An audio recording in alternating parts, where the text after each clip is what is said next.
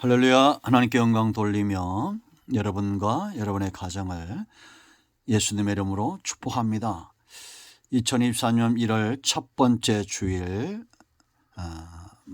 가정예배입니다. 먼저 신앙 고백 드립니다. 나는 전능하신 아버지 하나님 천지의 창조주를 믿습니다. 나는 그의 유일하신 아들 우리 주 예수 그리스도를 믿습니다. 그는 성령으로 잉태되어 동정녀 마리아에게서 나시고 본디오 빌라도에게 고난을 받아 십자가에 못 박혀 죽으시고 장사된 지 사흘 만에 죽은 자 가운데서 다시 살아났으며 하늘에 오르시어 전능하신 아버지 하나님 우편에 앉아 계시다가 거기로부터 살아있는 자와 죽은 자를 심판하러 오십니다. 나는 성령을 믿으며 거룩한 공교회와 성도의 교제와 죄를 용서받는 것과 몸의 부활과 영생을 믿습니다. 아멘. 자, 오늘 첫 주일 가정예배 말씀 묵상은 시편 114편입니다. 구약성경 888면 114편 1절 말씀부터 봅니다.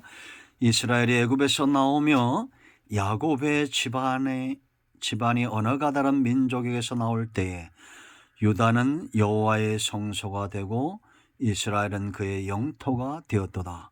바다가 보고 도망하며 요단은 물러갔으니 산들은 수양들 같이 뛰놀며 작은 산들은 어린 양들 같이 뛰었도다.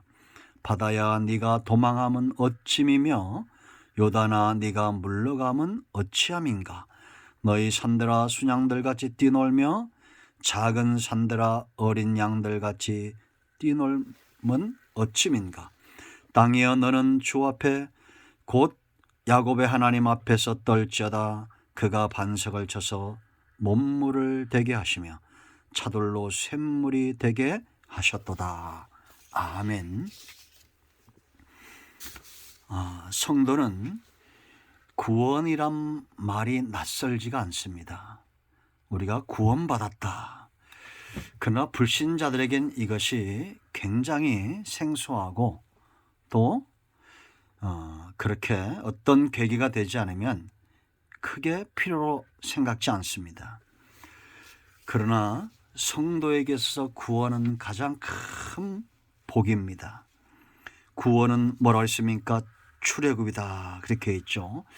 이것이 왜 복이 되느냐? 오늘 이 114편은 이스라엘이 애굽에서 출애굽할 때 그들이 체험했던 이 놀라운 구원의 역사에 대해서 노래하고 있습니다. 하나님도 시편뿐만 아니라 선지자들을 통해서 숱하게 출애굽 사건을 이야기하고 이스라엘 백성들도 이 구원의 사건을 굉장히 큰 구원의 역사로 그들이 묵상하고 있음을 우리가 보게 됩니다. 여러분, 지금도 어느 시대나 구원받는 것만큼 큰 축복이 어디 있습니까? 이제 우리가 그걸 구체적으로 세 가지로 살펴볼 텐데 왜 구원이 출애굽이냐? 구원이 축복이냐? 그 첫째는 아까도 말씀드렸지만 구원은 출애굽이다. 세상에서 나온다는 겁니다. 애굽에서 탈출, 영화도 많이 나오고 그랬죠.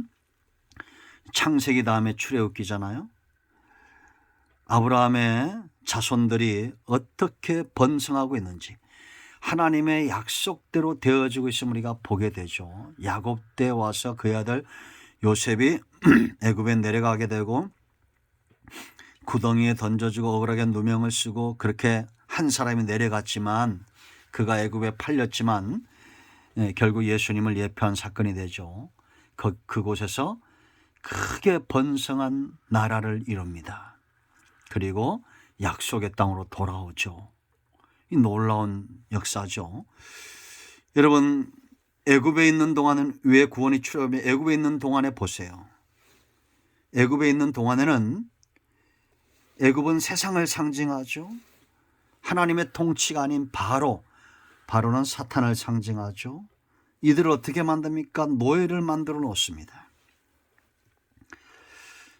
그 노예 상태에서 벗어나는 것이 바로 구원입니다. 이건 지금도 마찬가지입니다. 우리는 노예인가 아니면 하나님의 아들 상속자인가? 노예의 삶은 어떻습니까? 늘 무엇을 먹을까, 무엇을 입을까? 육신의 삶에 매여서 벗어나지 못하는 상태를 말합니다. 그러나 구원받은 백성, 이런 상태에서 하나님이 이들을 이끌어내죠. 모세를 광야에서 둡니다. 철저하게 하나님이 연단하죠. 근성 자체가 다르죠. 모세와 이스라엘은 바로의 완전한 노예가 되고, 그들을 이끌어내고 이스라엘이 광야에 나와서도 계속 그들이 고통당하는 것이 뭡니까? 노예로 살아왔던 노예의 본성입니다. 그곳에서 벗어나기가 참 힘들죠. 그런데 하나님이 그들을 이끌어내고, 목적이 뭐예요? 2절 보세요. 유다는 여호와의 뭐가 돼요? 성소가 되고 이스라엘은 그의 영토가 되었다라고 말합니다. 성소는 하나님의 임재를 말합니다. 여러분, 지금 저와 여러분이 살고 있는 이 시대는 성령 시대 이렇게 얘기하는데, 기독교의 신비죠. 예수 믿는 순간 하나님의 성령이 우리 안에 거하신다라는 겁니다. 이건 놀라운 축복입니다. 노예를 이제는 하나님의 상속자 만드는, 성전 만들고 하나님의 소유된 백성을 만드는 그런 축복입니다. 하나님의 영토 기업입니다. 버리지 않는다는 겁니다. 하나님은 절대 그 백성을 버리지 않습니다. 그러므로 지금도 세상에 속한 노예인가, 하나님께 속한 하나님의 성전이며 영토며 하나님의 백성인가, 상속자인가, 아들과 노예는 생각하는 것도 삶의 의미도 완전히 다릅니다. 행동하는 것들이. 노예는 노예처럼 살고 아들은 아버지와 그 나라를 걱정하죠. 자, 두 번째, 왜 구원이 축복이냐? 이들이 애굽에서 나온 이후에 이제 광야에 머물죠. 이 광야는 연단의 가정인데, 연단이라는 것은 고통만 가한다고 해서 연단이 되지 않는다는 것을 알아야 됩니다. 고통, 문제, 어려움 이런 것들도 다 협력하여 선을 이루는데, 그러나 그것만 사용해서는 하나님이 이스라엘 백성들을 믿음에 세울 수가 없습니다. 하나님은 절대 광야의 뜨거운 열기와 광야의 어려움들과 일어나는 대적들 속에 그들을 그냥 버려두지 않아요. 그것만 가지고 우리가 믿음에 설 수 없다는 겁니다. 그래서 우리가 예수님을 제대로 믿어야 됩니다. 예수 믿고도 어려움이 오면 이건 연단입니다 하고 그냥 그곳에 머물러 있으면 안 됩니다. 정말 이스라엘을 광야에서 정금 같은 믿음으로 연단하는 것은 하나님의 임재와 하나님의 그 일하심과 하나님의 기적과 능력과 하나님을 체험케 했다는 겁니다. 그래서 7절로 10절 말씀을 보면 바다와 땅과 산을 의인화시켜서 말하고 있죠. 그만큼 하나님의 강력한 임재는 산도 바다도 땅도 움직일 수밖에 없는 그러한 것들이 장애가 될 수 없었다는 겁니다. 그래서 3절 보세요. 바다가 보고 도망하며 홍해 사건을 이야기하죠. 여러분, 이것이 얼마나 놀라운 경험입니까? 홍해가 갈라지고 하나님의 일하심을 막 체험했던, 요단은 물러가죠. 여호수아 3장의 사건이죠. 요단강이 갈라졌던 것. 이 출애굽기 4장의 홍해 사건이죠. 1세대는 홍해에서 세례를 받고 광야에서 태어난 2세대 홍해 사건을 모르는 자들은 요단강을 건너면서 세례를 받죠. 세례는 뭡니까? 육성을 죽이는 겁니다. 이 육성을 죽이는, 들레지 않는, 영적으로 하나님 편에 서 있는, 하나님께 철저하게 순종하는 백성 만들려고 하나님이 광야에서 그들과 함께 하셨다라는 겁니다. 4절 보세요. 여러분, 산들은 수양들 같이 뛰놀며 작은 산들은 어린 양들 같이 뛰논다. 출애굽기 19장 18절에 하나님의 시내산 사건의 임재를 이렇게 이야기한 겁니다. 바다야 네가 도망은 어찌민가, 요단아 네가 물러가면 어찌함인가. 이 감격해서 지금 이 사건을 이야기하는 거죠. 5절 6절도 너희 산들아 순양들 같이 뛰놀며 작은 산들아 어린 양들 같이 뛰놀면 어찌민가. 하나님이 시내산에 임재하시고 이들을 이끄셨던 그 놀라운 경험을 이렇게 말하는 겁니다. 7절 땅이여 너는 주 앞 곧 야곱의 하나님 앞에서 떨지어다. 땅도 산도 바다도 전부 하나님의 소유가 된다라는 겁니다. 하나님은 40년 동안 광야에 두신 것이 아니라 40년 동안 하나님의 임재 가운데 이들을 두신 거예요. 그렇기 때문에 그 임재 가운데 태어난 백성들은 여호수아 6장 가면 들레지 않고 여리고성을 무너뜨리는 연단받은 백성이 됩니다. 여러분, 저와 여러분은 고난 가운데 있지 않습니다. 문제 가운데 있지 않습니다. 어디에 있습니까? 하나님의 임재 가운데 있습니다. 그러므로 문제만 보지 마십시오. 그들 앞에, 이스라엘 백성들 앞에 있었던 불기둥과 구름기둥을 보시고 시내산에 강림하셨더니 놀라운 하나님의 임재하심과 아침마다 내렸던 만나와 하나님이 주셨던 놀라운 승리의 기적들, 마라의 쓴물을 바꾸고 르베데서 물을 내시고 신광야 16장에서 신광에서 고기를 주시고 아말렉과 쳐서 승리하고 그들 가운데 성막을 주시며 그들 가운데 임재하셨던 놀라운 하나님을 그들은 기억하고 있습니다. 여러분, 놀라운 사실은 하나님이 그런 일들을 체험케 하실 때에 1세대의 대부 여호수아 갈렙에는 광야에서 무덤만 만들고 죽었다는 겁니다. 그런데 이후에 그것을 체험하지 못했던 사사시대에 또 오면서 이 이스라엘 백성들 가운데 하나님의 출애굽의 구원의 역사가 더 깊이 각인되고 심어졌다는 거예요. 이게 말씀의 능력입니다. 그래서 제가 한 번만 교회 오시라고 이렇게 말합니다.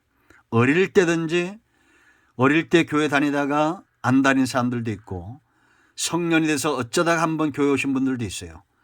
그런데 언젠가는 그들이 다 주님 앞에 돌아옵니다. 왜냐? 그때 들었던 그 말씀이 그들을 사로잡는 겁니다. 지금도 우리는 고난과 문제와 그런 것들 가운데 허덕이는 백성이 아닙니다. 여전히 일하고 계시는 하나님을 체험해야 연단이 가능합니다. 믿음에 서는 것이 가능합니다. 그러므로 모세를 보내서 말씀을 주시고 그들의 심령을 말씀의 쟁기로 검으로 일구시고 변화시켰던 이 하나님의 놀라우신 역사가 여러분 가운데 나타나기를 원합니다. 지금 여러분 삶 가운데 바다 같은, 강 같은, 땅 같은 내가 해결할 수 없는 문제가 있습니까? 하나님께 맡기십시오. 기도하십시오. 마침내 응답되고 하나님이 저와 여러분을 믿음 가운데 세우실 겁니다. 세 번째, 구원이 왜 축복이냐? 8절 보세요. 그가 반석을 쳐서 못물을 되게 하시며 차돌로 샘물이 되게 하셨도다. 아멘. 이게 굉장한 의미가 있습니다. 왜냐하면 여기 반석은 예수 그를 상징하고 그 반석에서 나온 물은 성령을 상징하는 거예요. 이 사건이 어디 있느냐? 출애굽기 17장 1절로 7절에 첫 번째 사건이 나타나죠. 하나님께서 물이 없어 원망하고 불평하는 이스라엘 백성들 앞에 모세를 세우시고 지팡이로 그 반석을 치게 합니다. 그랬더니 못이 되고 샘물이 터져서 300만에 이르는 이스라엘 백성들이 전부 그 갈증이 해결된 이 사건을 예수님의 십자가 사건을 이야기합니다. 그래서 고린도 10장 4절 말씀 보면 다 같은 신령한 음료를 마셨으니 이는 그들을 따르는 신령한 반석으로부터 마셨으며 그 반석은 곧 그리스도시라 이렇게 말합니다. 쳤다는 것은, 반석을 쳤다는 것은 고난을 이야기해요. 그래서 예수님이 친히 요한복음 7장 38절에 나를 믿는 자는 성경의 이름과 같이 그 배에서 생수의 강이 흘러나오리라 이런 말씀을 하셨어요. 여러분, 유일한 물입니다. 갈증을 해결할 수 있는 유일한 것 물입니다.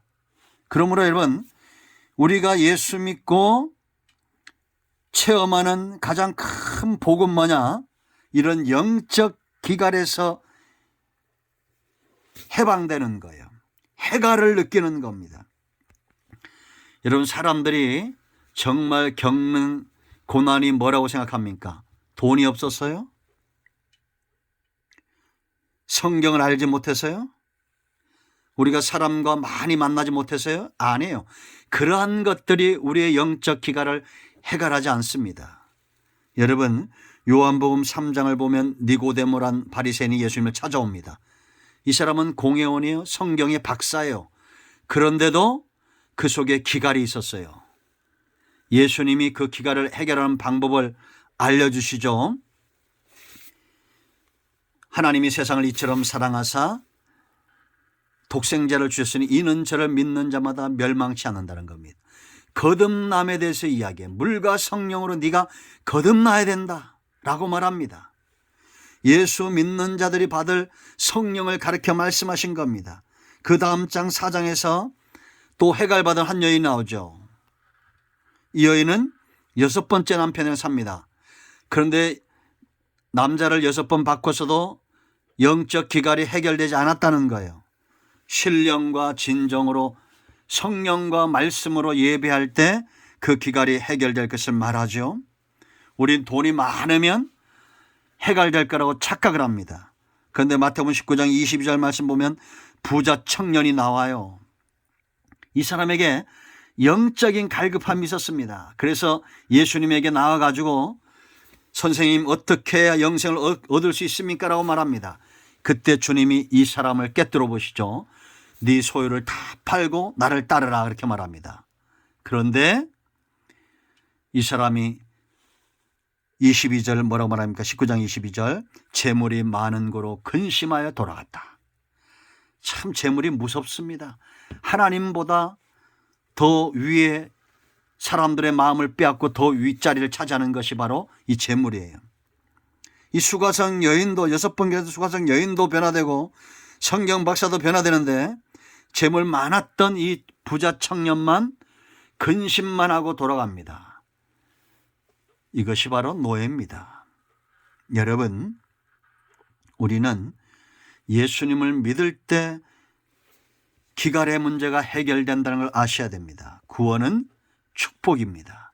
저와 여러분 모두가 예수님 믿고 구원받음으로 여러분의 가정이, 여러분의 속한 모든 사람들이, 가족들이 다 구원받는 은혜가 있길 축원드립니다.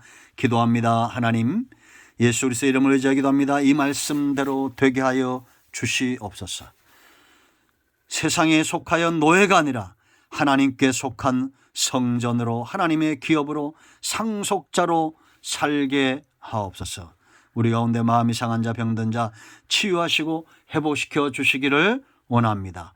예수님의 이름으로 사모하며 축복하며 치유하며 기도합니다. 아멘. 할렐루야. 이제 여러분 합심해서 기도 제목 가지고 기도하시고 가장이 마무리 기도하시고 주님 가르친 기도로 예배를 마치시 바랍니다. 오늘도 응답이 여러분의 가정에 임하였습니다. 아멘.